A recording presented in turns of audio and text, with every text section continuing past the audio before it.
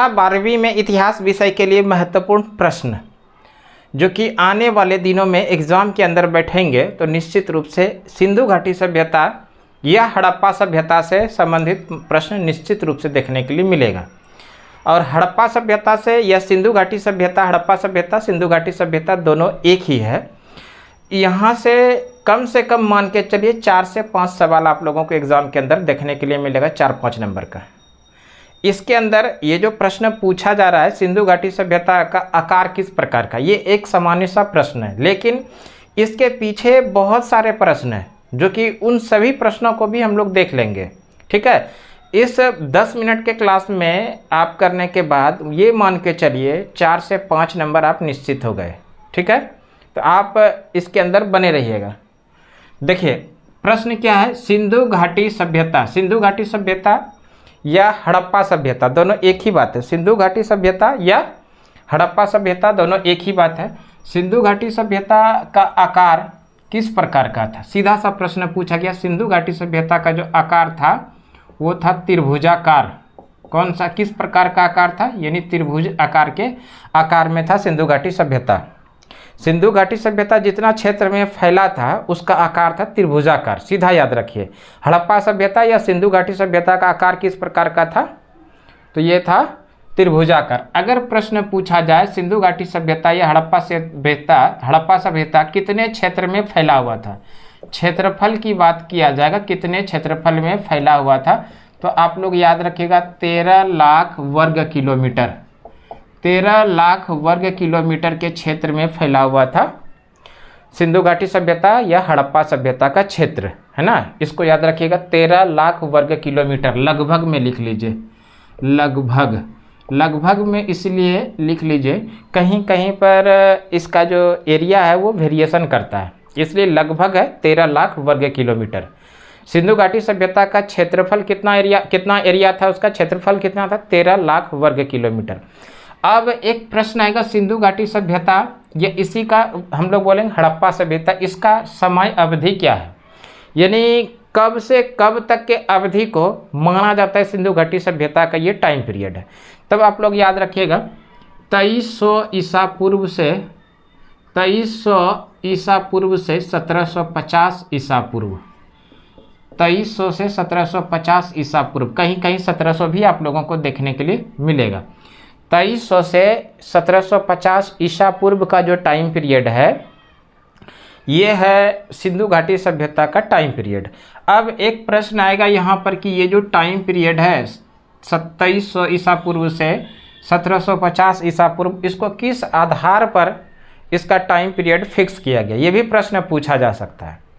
तो ध्यान रखिएगा, कार्बन डेटिंग विधि जिसको C14 के नाम से जानते हैं, ये C14 क्या है, ये C14 यानी इसी को बोलते हैं कार्बन 14, ये है तिथि निर्धारण करने की वैज्ञानिक पद्धति। और इसी कार्बन डेटिंग विधि के द्वारा सिंधु घाटी सभ्यता या हड़प्पा सभ्यता का टाइम पीरियड 2300 ईसा पूर्व से 1750 ईसा पूर्व माना गया है। ठीक है, अब एक प्रश्न यहाँ पर आएगा, ये जो कार्बन डेटिंग विधि यानी C14 है, इसका खोज किसने किया है। कार्बन 14 या कार्बन डेटिंग विधि जिसके माध्यम से कि किसी चीज़ों का तिथि निर्धारण की जाती है, या इसी को बोलते हैं कार्बन 14 कोई तिथि निर्धारण करने की वैज्ञानिक पद्धति, इसका खोज किसने किया है। कार्बन 14 का खोज किया है V.S. लिविदेव ने, V.S. लिविदेव, याद रखिएगा V.S. लिविदेव। ये V.S. लिविदेव अमेरिका के एक वैज्ञानिक हैं। किस देश के वैज्ञानिक हैं, अमेरिका के वैज्ञानिक हैं। इसी V.S. लिविदेव ने तिथि निर्धारण करने की वैज्ञानिक पद्धति जिसको कार्बन 14 कहते हैं, इसका खोज किया है। किस वर्ष खोज किया है ये भी याद रख लीजिएगा, 1946 में। कार्बन 14 जो कि तिथि निर्धारण करने की वैज्ञानिक पद्धति है, इसका खोज किसने किया है, इसका खोज किया है V.S. लिविदेव ने। V.S. लिविदेव अमेरिका के एक वैज्ञानिक है, इसी ने तिथि निर्धारण करने की वैज्ञानिक पद्धति यानी कार्बन 14 का खोज किया है। किस वर्ष किया है, 1946 में। इतना क्लियर हो गया। और इसी कार्बन 14 के आधार पर सिंधु घाटी सभ्यता या हड़प्पा सभ्यता का टाइम पीरियड 2300 ईसा पूर्व से 1750 ईसा पूर्व माना गया है। क्लियर। अब देखिए प्रश्न आएगा कि ये जो सिंधु घाटी सभ्यता, ये हड़प्पा सभ्यता है, इस सिंधु घाटी सभ्यता या हड़प्पा सभ्यता का खोजा गया पहला स्थल कौन सा है? खोजा गया पहला स्थल, ये भी प्रश्न आता है। सिंधु घाटी सभ्यता या हड़प्पा सभ्यता का खोजा गया पहला स्थल, खोजा गया पहला स्थल कौन सा है? बेहद ही महत्वपूर्ण सवाल है ये। सिंधु घाटी सभ्यता या हड़प्पा सभ्यता का खोजा गया पहला स्थल जो है वो है हड़प्पा। सिंधु घाटी सभ्यता या हड़प्पा सभ्यता का खोजा गया पहला स्थल कौन सा? हड़प्पा। हड़प्पा के बारे में बात करते हैं तो हड़प्पा का खोज 1921 में हुआ है। हड़प्पा का खोज किस वर्ष हुआ? 1921 में। और हड़प्पा का खोज किसने किया है? तो आप लोग याद रखिएगा, दयाराम साहनी ने। दयाराम साहनी के द्वारा हड़प्पा का खोज किया गया। किस वर्ष? तो 1921 में। प्रश्न आएगा कि ये जो हड़प्पा है किस नदी के किनारे है? तो नदी की बात किया जाएगा तो आप लोग सीधा याद रखिएगा, नदी है रावी नदी के किनारे। हड़प्पा किस नदी के किनारे है? रावी नदी के किनारे। हड़प्पा का खोज किसने किया? दयाराम साहनी ने। कब किया? 1921 में। और ये जो हड़प्पा है ये सिंधु घाटी सभ्यता या हड़प्पा सभ्यता का खोजा गया पहला स्थल है। ठीक है। हड़प्पा की बात करें, ये हड़प्पा वर्तमान समय में पाकिस्तान के अंदर, ये भी ध्यान रखिएगा। हड़प्पा अगर हम लोग ध्यान रखेंगे तो इसके साथ साथ में मोहनजोदड़ो को भी याद रखना चाहिए। हड़प्पा तो हो गया, मोहनजोदड़ो को थोड़ा ध्यान रखिए।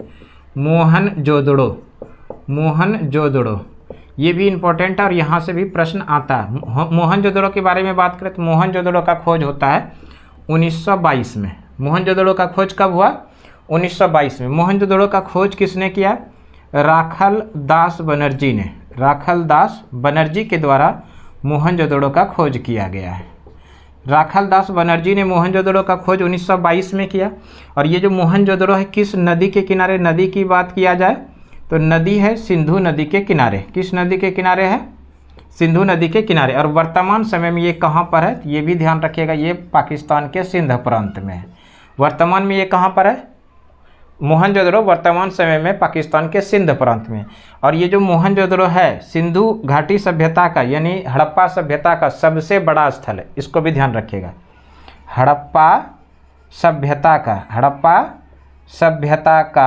सबसे बड़ा स्थल, हड़प्पा सभ्यता का सबसे बड़ा स्थल कौन सा है?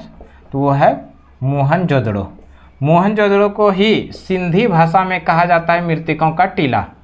इसी का अन्य नाम क्या है सिंधी भाषा में? सिंधी भाषा में इसको कहते हैं मृतकों का टीला। इसको भी याद रखिएगा, यहाँ से भी प्रश्न पूछता है, मृतकों की टीला। सिंधी भाषा में मोहनजोदड़ो को किस नाम से जानते हैं? तो मृतकों की टीला के नाम से जानते हैं। ठीक है। तो ये सारा सवाल किससे हो गया? मोहनजोदड़ो से हो गया, हड़प्पा से हो गया। एक सवाल और देख लीजिए आप लोग यहीं पर, ये लोथल से संबंधित सवाल है। लोथल, ये जो लोथल है ये लोथल सिंधु घाटी सभ्यता का ही एक प्रमुख स्थल है। और इस लोथल में सिंधु घाटी सभ्यता का प्रमुख बंदरगाह हुआ करता था। प्रमुख बंदरगाह, यहाँ से प्रश्न पूछा जाएगा सिंधु घाटी सभ्यता का प्रमुख बंदरगाह कहाँ पर था? सिंधु घाटी सभ्यता का प्रमुख बंदरगाह था लोथल में। लोथल की बात करें तो लोथल का खोज कब हुआ है? 1954 में भी कहीं दिखा है और 1955 में भी दिखा है। आप अपने अकॉर्डिंग ध्यान रख लीजिएगा। लोथल का खोज किसने किया है? रंगनाथ राव के द्वारा लोथल का खोज किया गया। लोथल किस नदी के किनारे है? नदी की बात करें तो लोथल जो है ये भोगवा नदी के किनारे स्थित है। लोथल किस नदी के किनारे स्थित है? तो सीधा याद रखिएगा, लोथल जो है भोगवा नदी के किनारे है। लोथल वर्तमान समय में कहाँ पर है? तो वर्तमान समय में ये गुजरात के अंदर है। वर्तमान समय में लोथल कहाँ पर है? गुजरात में। लोथल को ही वाणिज्यिक राजधानी कहा जाता है। वाणिज्यिक या वित्तीय राजधानी कहिए, वित्तीय राजधानी। सिंधु घाटी सभ्यता की वित्तीय राजधानी या वाणिज्यिक राजधानी किसको कहा जाता है? ये लोथल को। क्यों कहा जाता है? क्योंकि यहीं पर सिंधु घाटी सभ्यता या हड़प्पा सभ्यता का प्रमुख बंदरगाह हुआ करता था, इसलिए लोथल को वित्तीय राजधानी के नाम से भी जानते हैं। लोथल का खोज कब हुआ? 1954 या 55 में। किसके द्वारा? रंगनाथ राव के द्वारा। लोथल किस नदी के किनारे है? तो लोथल है भोगवा नदी के किनारे। और लोथल जो है वर्तमान समय में कहाँ पर है? गुजरात में। ये सारा जितना भी प्रश्न देखें यहाँ से आप लोगों को एग्ज़ाम के अंदर बैठेंगे तो कम से कम 4 से 5 नंबर का निश्चित रूप से देखने के लिए मिलेगा। प्रश्न एक था, लेकिन जब उसको पढ़ना शुरू किए तो उसके अंदर बहुत सारे सवाल निकलते चले गए और वो सारा सवाल इम्पॉर्टेंट है, एग्ज़ाम पॉइंट ऑफ व्यू से वेरी इंपॉर्टेंट है, और यहाँ से प्रश्न आप लोगों को देखने के लिए मिलेगा ही मिलेगा। इस तरह से अगर आप लोग तैयारी करते हैं तो ये मान के चलिए आपका 90% नंबर कोई नहीं काटेगा। मेरे साथ आप लोग लगातार बने रहिए, आपको 90% नंबर 90% नंबर निश्चित रूप से देखने के लिए एग्जाम के अंदर मिलेगा। जहाँ पर कि ऑब्जेक्टिव 50 क्वेश्चन पूछा जाएगा, वहाँ पर कम से कम आप 70 प्रश्न जानते रहेंगे, एकदम 100% 70 प्रश्न जानते रहेंगे, लेकिन आपको जवाब 50 का ही देना। जो आपको सही लगे, जो आपके अकॉर्डिंग एकदम करेक्ट है, उसी सवाल का जवाब दीजिए। ठीक है, तो आज ये छोटी सी क्लास यहीं तक, अगली क्लास में फिर से मिलते हैं, तब तक के लिए धन्यवाद। जय हिंद।